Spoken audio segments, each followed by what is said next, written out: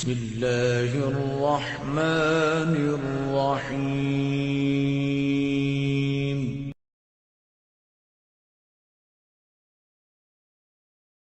امیر المومنین سیدنا فاروق اعظم صحابہ میں سب سے زیادہ تگڑا اور رسول پسند آدمی،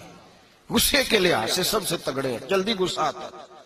ایک شخص کہتا ہے میری بھارے تگڑے قبیلے میں شادی ہو گئی، بیوی میری بڑی سخت تھی، اس کے لب و لہجے میں بڑی سختی تھی،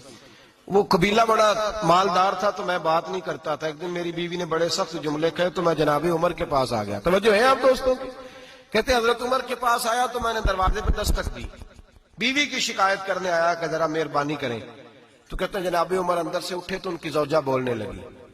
کہنے لگی بس آ گیا آپ کو کوئی بلانے والا؟ ابھی 5 منٹ نہیں ہوئے تھے آپ کو آئے، سارا دن آپ مسجد میں رہتے ہیں، ساری رات آپ چہرے پہ نقاب ڈال کے گلیوں میں گھومتے ہیں، اتنی ڈیوٹی آپ کرتے ہیں، گھر یہ میرا اکیلی کا ہے، بچے میری تنہا کے، آپ کو کچھ خیال ہونا چاہیے، کچھ توجہ کریں۔ وہ شخص کہتے ہیں وہ بی بی بولتی رہی اور جناب عمر ہنستے رہے، اور ان کی مسکراہٹ بھی میں سن رہا تھا۔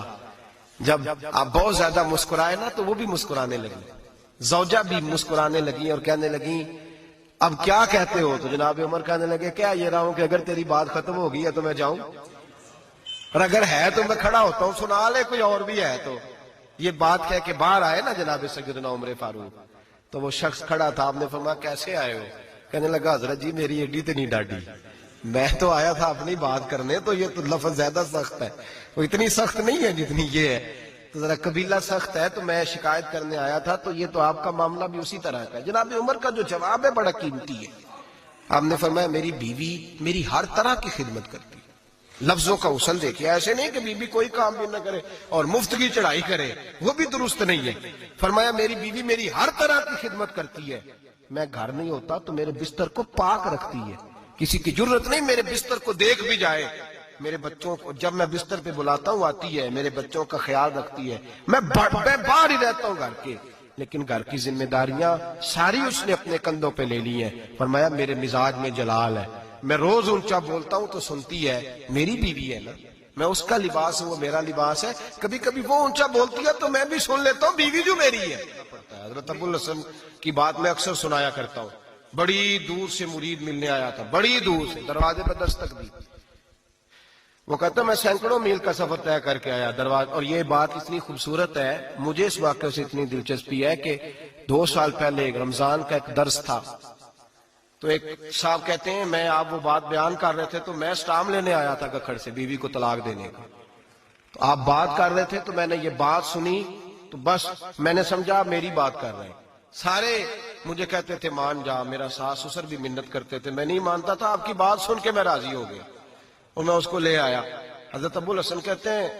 بیوی ذرا مزاج کی سخت تھی، کردار کی بڑی عمدہ پر لفظوں کی ترش تھی، تلخ جملے بولتی تھی، تو مرید ملنے آیا بڑی دور سے، بستا دروازے پہ دستک دی، کون ہے؟ کہا میں حضرت کا عقیدت مندوں ملنے آیا ہوں،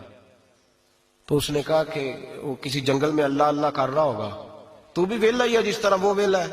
فارغ ہے بالکل تو بھی اسی کی طرح کا، کئی جنگل میں ہوگا وہ ہو کرتا تھا، تو بھی بیٹھ جا پاس جا کے، سارے فارغ اسی کے پاس بیٹھے رہتے ہیں۔ حضرت ابو اور یہ کون ہے؟ محمود غزنوی کے پیر ہے، محمود غزنوی کو کرتا دیا، کہا مشکل پڑ جائے تو میرے کرتے کے وسیلے سے دعا کرنا، اللہ حل کر دے گا۔ محمود غزنوی کہتا ہے سومناتھ کے مندر نہیں فتح ہوتے تھے، جب میں تھک گیا حملے کر کر کے تو میں نے اپنے پیر کا کرتا سامنے رکھ کے دعا مانگی، فتح ہو گئی۔ رات کو حضرت ابو الحسن خواب میں ملے، فرمایا تو نے قیمت نہیں ڈالی میرے کرتے کی،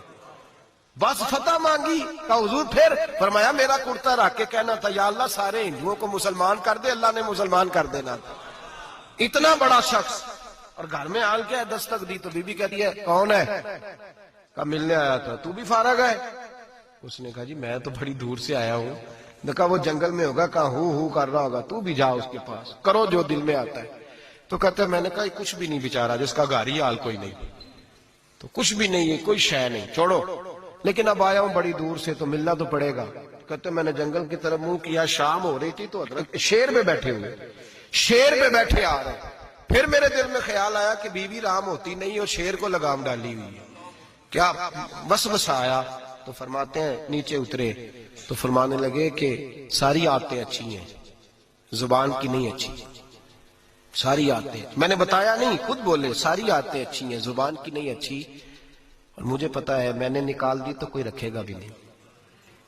کسی کے ساتھ گزارا نہیں کر سکتی، میرا تو ہو رہا، کوئی نہیں رکھے گا۔ فرمانے لگے میں اس بد زبان سے حسن سلوک کرتا ہوں، اللہ نے بے زبان مخلوق میری فرما بردار کر دی، یہ جو میں بیٹھا ہوں یہ میری ریاضت کی وجہ سے نہیں، اس بد زبان سے حسن سلوک کرتا ہوں تو یہ بے زبان میری تابعدار ہے، میں نے نکال دی تو گزارا۔ حوصلہ کرے، دلیری پیدا کرے، اپنے مزاج کے اندر قوت پیدا کرے، جو بات بات پہ پھٹ پڑے اس کا ظرف کمزور ہوتا ہے۔ بہرحال آخری بات سنیں، وہ یہ ہے کہ جو خارجی لوگ ہوتے ہیں وہ بڑا مسئلہ پیدا کرتے ہیں، لڑکی کے ماں باپ اور لڑکے کے ماں باپ۔ میں تو منت کرتا ہوں ماں باپ کی، منت کرتا ہوں خدا را ان کو بسنے دے، مہربانی کرے، ان کو بسنے دے، ان کو وقت گزارنے دے۔ وہ ناراض ہو گئے، میاں صاحب نے کو برا بھلا کہا، تو اب انسان کا مزاج ہے، وہ جب دکھی ہوتا ہے تو کسی کو دکھ سناتا ہے۔ تو اس نے بیوی نے فون کر دیا اپنی بہن لاہور والی کو کہ میرا میاں ہے، تو اس نے کہا میں تو پہلے ہی ابا جی نے کہا سی یہ بندے نہیں چنگے، میرا تو میں جیسے کہتی ہوں ویسے ہی کرتا ہے، میری بہن حوصلہ کار، میں تو اس دن بھی آئی تھی تو فلانی عادت مجھے بڑی بری لگی تھی، تو میں تو تیرا گھر ہے، تو اس نے اور بارود بھر دیا، لاہور بیٹھ کے ایسی تیلی پھینکی ہے کہ ساری رات گھر جلتا رہے گا۔ او خدا را معافی دے دو ان کو معافی دو، تم نے تو دور رہ کے ان کو غلط گائیڈ کرنا ہے تو انہوں نے کٹھے رہنا ہے۔ یہی حال لڑکے کے دوست نے اپنے دوست سے کہا یار بھابی تمہاری بات نہیں سنتی، تو اس نے کہا یار چھوڑ، تو نے کہا شادی کر لی ہے میرے والی، میں گھر جاؤں تو سانس بند ہو جاتے، چاہے پوچھتی بھی نہ ہو سیدھے منہ سے،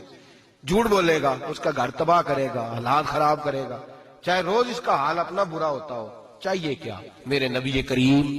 علیہ السلام نے فرمایا دو لوگوں کی صلح کرانے کے لیے تجھے غلط بات کہنی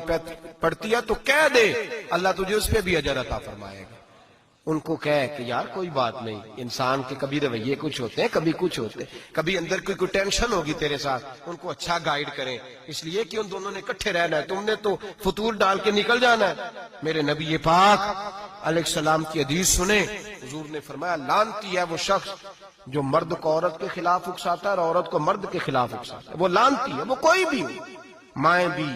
اور باپ بھی اور بہنیں بھی، سارے اس بات کا خیال کریں، غلط فکریں دماغوں میں نہ چھوڑیں۔ آپ اپنا گھر بسائیں گے، سائڈ پہ ہو جائیں گے اور یہاں تباہی اتر جائے گی۔ مہربانی کریں، گھر ٹوٹتا تب ہے جب باہر والے فساد برپا کرتے ہیں۔ میں ایک جملہ اکثر کہا کرتا ہوں، میاں بیوی کا اپنا جھگڑا نہیں ہوتا، جب بھی ہوتا ہے کسی تیسرے کی وجہ سے ہوتا ہے، اور جب گھر ٹوٹ جاتا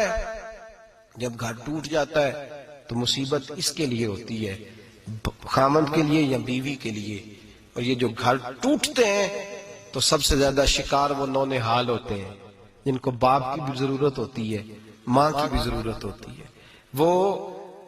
خامند بھی نئی بیوی لے آیا، ماں نے بھی نیا بیاہ رچا لیا،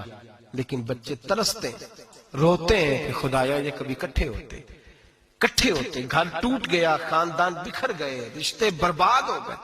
اور پھر اس کا نقصان کل کو اس بچی کی جب شادی ہوتی ہے تو اس کے بھی گھر والے پوچھتے ہیں ان کی طلاق کیوں ہوئی، کیوں ان کے ماں باپ آپس میں علیحدہ ہوئے، کہاں تک اس گھر کے ٹوٹنے کا اثر جاتا ہے، کہاں تک یہ تباہی اترتی ہے۔ میرے نبی کریم علیہ السلام نے گھر جوڑنے کا حکم دیا، فرمایا طلاق دینا جائز ہے پر اللہ کو پسند نہیں۔ خدا را اپنے تصورات کے اندر روشنی صحیح پیدا کریں، سوچوں کو درست کریں، حوصلوں کو بڑا کریں، شریعت کے بتائے ہوئے قاعدے اور ضابطے کے مطابق چلیں، اپنی زندگی اعلیٰ ظرفی کے ساتھ گزاریں گے تو آپ جوڑیں گے اور جوڑنے والے بنیں گے۔ اور اگر آپ کے اندر حوصلہ نہیں ہوگا تو روز بکھرے گا کام، روز ٹوٹے گا، ہمیشہ مدحت خیر الانام میں گزرے۔ دعا ہے یہ عمر درود و سلام۔